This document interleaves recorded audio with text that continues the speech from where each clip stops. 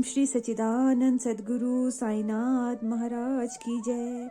राजाधिराज योगी राज पर ब्रह्म श्री सच्चिदानंद सद्गुरु साईनाथ महाराज की जय। उम्मीद करती हूँ आप सब भी हमारे पर ब्रह्मा तीनों लोकों के स्वामी हमारे भगवान के आशीर्वाद से कुशल मंगल होंगे। तो आज की जो लीला मैं आप सबसे शेयर करने जा रही हूँ, ये एक मेरी फ्रेंड और मेरे से रिलेटेड है, जो कि फॉरेन में रहती हैं, फॉरेन अरब कंट्री में वो रहती है। शादी के कई साल हो गए, बच्चे नहीं हैं। तो 2021 में जैसे पहले वाले एक्सपीरियंसेस में मैंने आपको बताए कि कैसे बाबा ने कान में आवाज़ देके प्रार्थना करने के लिए बोला था, सबसे कहो कि प्रार्थना लगाए। तो प्रार्थना लग रही है। उसके बाद तुरंत हम जब भी किसी की प्रार्थना आती है तो ग्रुप में हमारी प्रेयर ज़रूर उनके लिए हम करते हैं। तो उसने भी मुझे कहा कि मेरे लिए भी प्रार्थना कर, ग्रुप में भी प्रार्थना करो और खुद भी तो प्रार्थना करियो। और वो बुधवार का दिन था। मैं आई सुबह, मैंने जोत लगाई। फिर ऐसे मन ही मन में ना सच्ची दिल से मैंने बोला, बाबा क्यों उस बेचारी की इतनी परीक्षा ले रहे हो, दे दो ना उसको भी बच्चे, आप तो सब कुछ दे सकते हो। तो दिल से मैंने प्रार्थना की, सच में दिल से प्रार्थना करी और बाबा सब सुनते हैं। देखिए, तो प्रार्थना करने के बाद रात को जब मैं सो गई तो 12 बजने के बाद, क्योंकि 12 बजे का टाइम मुझे कैसे पता चला, जब मेरा सपना टूटा तो 12:06 हुए थे। तब मैं क्या देखती हूँ कि बाबा आ गए। और बाबा जो है ना, बैंगनी ड्रेस, बिल्कुल एकदम गाढ़ी बैंगनी ड्रेस पहने हुए थे। सिर पे उन्होंने जो पटका, कई बार मैं चैनल पे ना पटका को सटका बोलती हूँ, मैं बड़ी कंफ्यूज हो जाती हूँ ये पटका और सटका में। तो सर पे उन्होंने जो पगड़ी, उनकी जो पटका जो उन्होंने पहनी थी, सॉरी फिर से सटका बोल रही हूँ, तो वो भी पर्पल कलर की पूरी ड्रेस उनकी पर्पल मतलब बैंगनी कलर में थी, गाढ़ी वाली कलर में। पर्पल तो थोड़ा लाइट होता है, लेकिन वो बिल्कुल बैंगनी कलर के ड्रेस में आए। और फिर मेरे हाथ में ना 2 या 3 उदी थी। वो दे के बोलने लगे, उनसे कहो कि उदी पानी लेते रहे, कर्मों का फल है, सफलता मिलेगी। अब मेरी समझ में नहीं आए, ये बोल रहे हैं तो किसके लिए बोल रहे हैं। फिर मुझे वहां पे 3 बच्चे भी दिख रहे हैं, एक बहुत बड़ी लड़की है, फिर कुछ लड़के भी नजर आ रहे। वो बड़े बड़े बच्चे हैं जो न्यू बेबी बोर्न तो लग नहीं रहे। अब कंफ्यूज मैं हो गई कि बाबा किसके लिए बोल रहे हैं, मेरी जुबान भी नहीं निकल रही उनको पूछने के लिए। और इतने में बाबा अदृश्य हो गए। 3 उदी मेरे हाथ में पकड़ा के बोले कि उनसे कहना कि उदी पानी लेते रहे, कर्मों का फल है, सफलता मिलेगी। और जैसे ही बाबा का हमेशा सपना आता है ना, तो मैं तो भुलक्कड़ हूँ, सुबह तक भूल जाती हूँ। जब वैसे ही बाबा का सपना आता है ना, तुरंत मेरी नींद खुल जाती है। हमेशा ऐसा होता है जब बाबा को कुछ संदेश देना होता है। तो मेरी नींद जैसे ही खुली तो मैं क्या देखती हूँ कि 12:06 हो गए। फिर मेरे दिमाग में स्ट्राइक हुआ, अरे उसके लिए प्रार्थना लगाई थी हमने, तो ये उसके लिए जवाब आया क्या? बाबा खुद आए उसके लिए जवाब देने। और मैं इतनी हैरान, और मैं पसीने पसीने, मुझे पसीना भी आ रहा है कुछ अजीब सा। और देखिए ना, दिन को हम जो भी करते हैं थोड़ी ना सपने में याद आता है। तो बाबा सपने में बोल रहे हैं ना, लेकिन मुझे समझ नहीं आ रहा है क्यों बोल रहे हैं, किसको किसको बोलने के लिए बोल रहे हैं। जब होश में आई तो पता लग रहा है कि प्रार्थना भी तो लगी थी, जिसके लिए बोला उसके लिए ये मैसेज आया। फिर मैंने उसको मैसेज किया, क्योंकि उसके वहाँ तो शायद सुबह थी या दिन का टाइम था। तुझे पता है कि बाबा आए और बाबा ने ऐसे बोला, वो भी खुश। हालांकि अभी बच्चे नहीं हैं, अभी 1 साल ही हो रहे।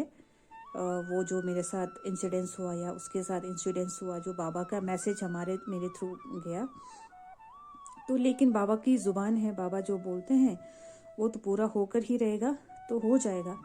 कई बार किसी का मैंने देखा 4 साल, 5 साल, 6 साल, 10 साल भी लगते हैं, 11 साल में भी बच्चे होते हुए मैंने देखे। तो सब अपने अपने कर्म भुगत रहे ना। तो हमेशा हमेशा पता है क्या होता है, हमेशा सब्र करना। बाबा बोलते हैं ना, सबूरी रखो, श्रद्धा और सबूरी। हम अक्सर फेल हो जाते हैं। क्यों फेल होते हैं? 1 साल तो हमारा सबूरी बरकरार है, दूसरे साल में यार हो गया, इतना टाइम बाबा ने पूरी नहीं की, फिर सबूरी का हो जाता है कचुम्बर। फिर किसी का सुनते हैं तो फिर हमारे मन में श्रद्धा, फिर विश्वास, फिर कुछ दिन के बाद तो ऐसे डामाडोल के साथ बाबा कैसे साथ देंगे? हमारे को तब साथ नहीं मिलता। हम कभी टूट रहे, कभी वही ना, आम लगे भौर की तरह, कभी झड़ रहे हैं, कभी वो वाला हिसाब है हमारा। तो हमें हमेशा एकनिष्ठ और बाबा के ऊपर दृढ़ विश्वास करके रखना चाहिए, तो तभी वो भी आते हैं। क्योंकि परीक्षा तो सबकी चलती है, और परीक्षा में जब फेल हो गए तो फिर वो आगे लेके क्या करेंगे, वो अपने उस फेलियर बच्चे को आगे कैसे ले जाएंगे, जो एक घड़ी कुछ सोचता है अगली घड़ी कुछ सोचता है। तो हमारे को जो है विश्वास रखना चाहिए। बाबा के संदेश ना शुरू में जब बाबा से जुड़ी थी, तो बाबा मुझे मैसेज में ही ये बोलते थे कि सुबह तो नहीं बोलते थे, कि मैं लड़की की तरह पूरा वो मैसेज आता था कि मैं तुझे ना, वो लड़की के लिए लिखा हुआ है कि मैं तुझे ना सपने के थ्रू बात करूंगा और मैसेजेस के थ्रू बात करूंगा। और होता भी ऐसा ही था, सपने के थ्रू मुझे उन्होंने बात करी और मैसेजेस के थ्रू उन्होंने कई बार मुझे डांटा भी है। उसी दौरान की बात थी, मेरे पापा के साथ मेरी कई बार बहस हो जाती। बीमार होने के बाद बहुत चिड़चिड़े हो रखे हैं, तो उनका चेक मेरे पास एक ब्लैंक चेक पड़ा हुआ था। तो अमूमन क्या होता है, कई बार बड़ी रकम निकालने के लिए, तो जैसे कई बार कोई चेक साइन करके ख़राब हो जाता है या डेट एक्सपायर हो जाता है, तो फिर वो यूज़ नहीं होता। एक ऐसा चेक था जिसमें डेट भी नहीं लगी, सिर्फ सिग्नेचर था। तो मेरे मन में आया कि इनकी मुंह लगने से तो अच्छा है मैं ये चेक ना चुपके से भर के और अपने फॉर्म भर दूंगी, ये जाके बैंक में दे के मैं विड्रॉल कर लेती हूँ और फिर मैं अपने खुद के फॉर्म वगैरह भर लेती हूँ। सुबह दिन में ये मेरे मन में चल रहा है। शाम के टाइम में मैसेज आ रहा है कि उल्टे कर्म करने की सोचती है, बाबा को सब पता है, उल्टा कर्म करने की सोचती है। और मैं सच में डर गई कि ये क्या बाबा, आपने मुझे डांट दिया। और पता है, देखिए कैसे इनडायरेक्टली बिल्कुल अपने बच्चे की तरह डांट भी दे, छड़ी भी मारेंगे वो। ऐसे भी मुझे लगता है कि कई बार पिटाई भी करेंगे, कई भक्तों को किया है उन्होंने। एक एक्सपीरियंस में अभी सुन रही थी जिसमें उन्होंने दारू पिए हुए भक्त को लात मार के, किक मार के जो है दरवाजे तक फेंक दिया था। तो हम गलत करेंगे तो पिटाई भी होगी हमारी। फिर एक दिन ऐसे ही था कि शादी नहीं हो रही है, मेरे जॉब नहीं लग रही है। फिर शादी को लेके, बाबा सबकी शादी होगी, मेरी कब होगी। 2-3 महीने लगातार ये रट्टा मैंने भी मार के रखा था बाबा को, होती मेरी शादी कब होगी। फिर मैसेज आता है, बाबा पे बार बार एक ही सवाल करती है, बाबा पे संशय करती है, बाबा पे विश्वास नहीं है। मतलब ऐसा था कि बार बार एक ही सवाल करती है, संशय करती है, बाबा पे विश्वास नहीं है, ऐसे करके फिर मैसेज आया। फिर डांट पड़ी। तो जब भी मैंने उल्टा करने की सोची, उल्टे विचार आए ना, तो बाबा ने तब भी मुझे टोका है। बिल्कुल परिवार की तरह जो है वो डांट देते हैं। तो मैसेजेस के साथ ऐसे ही एक और एक्सपीरियंस है, जिसमें एक बहन है, दीदी हैं, जिनका उन्होंने मुझे फिर से एक मैसेज के थ्रू ही, सपने के द्वारा ही मैसेज उन्होंने फिर से कन्वे करा था। तो इस दुनिया में ना खुश तो कोई भी नहीं है, लेकिन बाबा बोलते हैं कि सबसे इंसान वही खुश रहेगा जो संतुष्ट रहेगा, जितना है उतने में संतुष्ट रहेगा ना, उससे बड़ा खुश कोई नहीं है। क्योंकि हमारी लालच की लिमिट तो है ही नहीं। आज अगर बाबा ने एक काम कर दिया तो फिर हमारी दूसरी लिस्ट खुल जाती है, दूसरा कर दिया तो तीसरी लिस्ट। जो सबसे बड़ी चीज़ है ना, बाबा बोलते हैं ना कि जो मैं तुम्हारे को देने आया हूँ, जो तुम्हारे को मैं देने आया हूँ वो लो, मोक्ष। क्यों जन्म मरण के चक्र में फंसना चाहते हो। हम आज की मेरे को ये चाहिए, मुझे नौकरी चाहिए, मुझे शादी चाहिए, मुझे बच्चे चाहिए, इसी में ही हमारी ज़िंदगी ख़त्म है। फिर भक्ति कब करेंगे। इंसान का जन्म ही भक्ति करने के लिए हुआ है। हमें जन्म क्यों मिलता है, इंसान की योनि ही सबसे सर्वश्रेष्ठ है। जानवर तो बेचारा भक्ति नहीं कर सकता ना। तो इंसान के शरीर में हम इसीलिए आते हैं ताकि हम भक्ति करके मोक्ष का द्वार खोल सके। हम अपनी भलाई के लिए कितने लाखों योनियों के बाद हम इस जन्म में आते हैं। तो इस जन्म को ऐसे व्यर्थ मत गवाओ। बाबा बोलते हैं जो मैं तुम्हारे को देना चाहता हूँ वो कोई मुझसे मांगता नहीं है। कोई नौकरी टोकरी मांगता है, कोई ये मांगता है, वो मांगता है, फिर उसी में उलझनों में पड़ा रहता है। तो हमेशा संतुष्ट हो।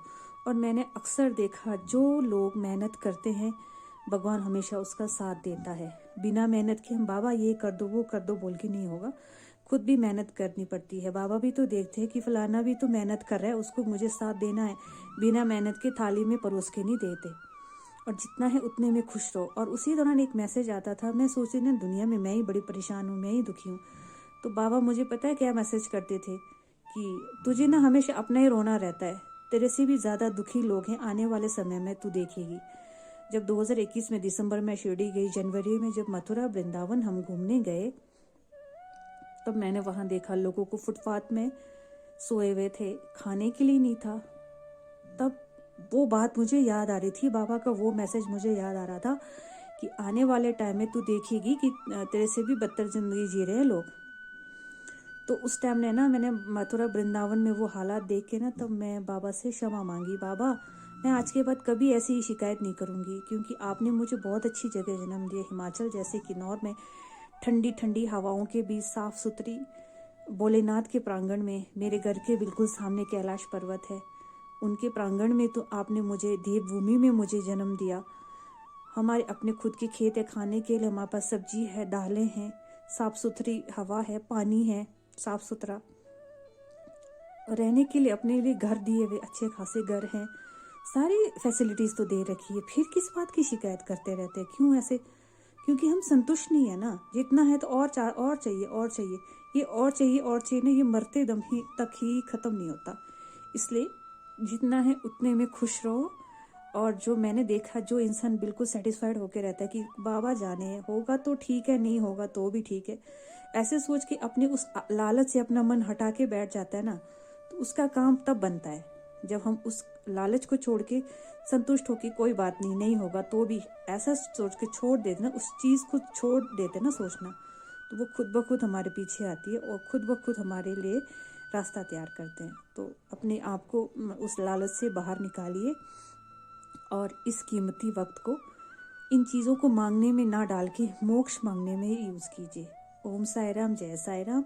अगले एपिसोड में मैं आप सबसे फिर वो दूसरी वाली दीदी का मैसेज आपसे शेयर करूंगी कि क्या उन्होंने मेरे को उनके लिए मैसेज दिया था। अगर आपका भी कोई एक्सपीरियंस है तो आप हमारे साथ शेयर कर सकते हो। डिस्क्रिप्शन में मेरा नंबर और ईमेल आईडी नंबर हम पिन कर लेते हैं, तो आप उस पर हमारे को कांटेक्ट कर सकते हो। ओम साई राम, जय साई राम।